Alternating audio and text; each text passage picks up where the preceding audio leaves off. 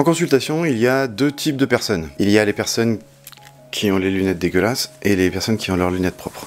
Non, en vrai, il y a deux types de personnes quand il s'agit de parler du stress. Ceux qui en parlent et qui disent qu'ils sont stressés, et puis ceux qui ne veulent pas en parler. Mais quelle est la différence entre stress et anxiété? Quelle est la définition du stress?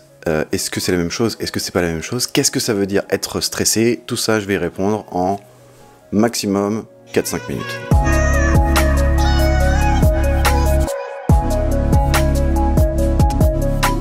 Vincent Mellet pour répondre de manière claire et pratique aux questions qu'on peut se poser sur l'ostéopathie, la kinésithérapie ou la santé en général.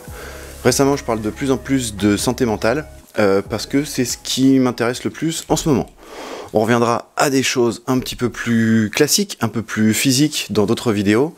Et là, je vais essayer de faire des petites vidéos, je vous fais une mini intro dans lesquelles je vais essayer de ne pas dépasser à peu près 5 minutes pour redonner des définitions essentielles, des définitions évidentes pour moi, pour les professionnels de santé, mais qui ne sont pas forcément évidentes pour tout le monde.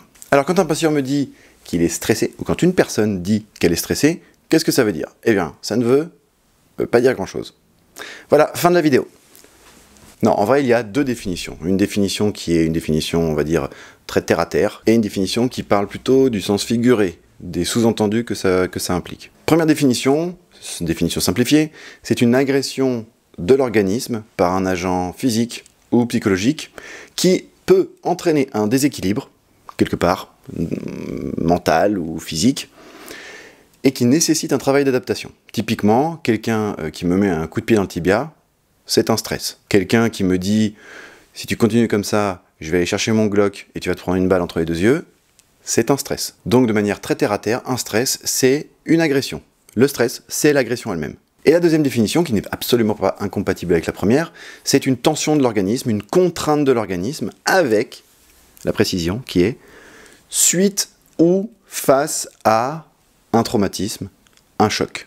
Donc, comme le stress, c'est un traumatisme, ou en tout cas la contrainte de l'organisme liée à un traumatisme, ça veut dire quoi être stressé? Bah ça veut rien dire. Et si je dis ça veut rien dire, c'est que la plupart du temps, les gens qui disent « je suis stressé », eh bien en fait, quand on pose la question et qu'on s'intéresse un peu plus, ils décrivent des symptômes qui évoquent le diagnostic, ou en tout cas qui font penser à la notion d'anxiété. Et c'est pas du tout la même chose que le stress. Et s'il faut absolument faire la distinction pour tout le monde, pour toujours, entre le stress et l'anxiété, c'est parce que si on ne distingue pas, alors on ne peut pas aider, parce qu'on va prendre la mauvaise direction. C'est comme un médecin qui donne un traitement pour la migraine à quelqu'un qui a des céphalées de tension ou des algies vasculaires de la face. Ok, il a mal à la tête, mais c'est pas la même chose, et c'est pas le même traitement, et c'est surtout pas le bon traitement. Et c'est pas seulement moi qui dis qu'il faut faire absolument la distinction, c'est le DSM. Le DSM, c'est la classification internationale des troubles psychiques, des troubles mentaux, et le DSM fait clairement la distinction entre les troubles qui proviennent d'un traumatisme ou d'un stress, et les troubles anxieux. Et dans les troubles liés à des facteurs de stress, il ne parle même pas de stress tout court. Le stress ne rentre même pas dans le langage du psychiatre. On parle de facteurs de stress. Donc dans le grand chapitre sur les troubles liés à des traumatismes ou à des facteurs de stress, on retrouve une grande liste. Les troubles réactionnels de l'attachement, la désinhibition du contact social, le syndrome de stress post-traumatique, le trouble de stress aigu, trouble de l'adaptation, et puis tous les autres troubles qui sont liés à des traumatismes ou des facteurs de stress non spécifiés. Et la plupart du temps, les facteurs de stress dont on parle quand il s'agit de troubles liés à des traumatismes ou des facteurs de stress, c'est l'exposition à des circonstances qui sont le stress de la première définition que j'ai dite tout à l'heure, c'est-à-dire un événement soudain, un choc, quelque chose d'inattendu. L'anxiété en parallèle, comme écrit dans le DSM, partage les mêmes caractéristiques que la notion de peur, d'appréhension et d'anticipation. Pas nécessairement les mêmes manifestations, pas forcément les mêmes signes physiques ou les mêmes signes mentaux, mais des points communs avec ça. L'anxiété de séparation, le mutisme sélectif, la phobie spécifique, l'anxiété sociale, le trouble panique, l'agoraphobie, les troubles anxieux généralisés, les troubles anxieux induits par une substance ou un médicament, les troubles anxieux dus à une infection médicale. Et tous les autres troubles anxieux, évidemment, qui ne sont pas précisés, qui ne sont pas spécifiés dans toute cette liste. J'ai développé le sujet de l'anxiété et les différents types d'anxiété dans la vidéo que je vous mets en lien ici. Les caractéristiques de l'anxiété, c'est le fait d'être mal à l'aise et d'avoir des manifestations de comportement, des réactions comportementales, souvent de fuite ou d'affrontement, dans une situation dans laquelle l'anticipation est le problème. l'anticipation de quelque chose de grave qui pourrait arriver. Et donc là où je voulais en venir, et je vais conclure là-dessus, c'est que quand un patient me dit « je suis stressé », par exemple, j'ai le stress du boulot, ok, très bien. Alors ça veut dire quoi pour vous le stress du boulot?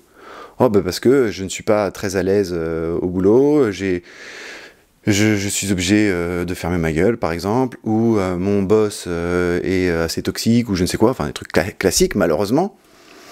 Eh bien, la petite question, moi je veux ouvrir les écoutilles et je veux ouvrir le cerveau du patient à ce type de réflexion pour pouvoir après l'orienter vers un psy. C'est mon truc. Et donc je dis mais qu'est-ce qui se passerait si, changement de comportement.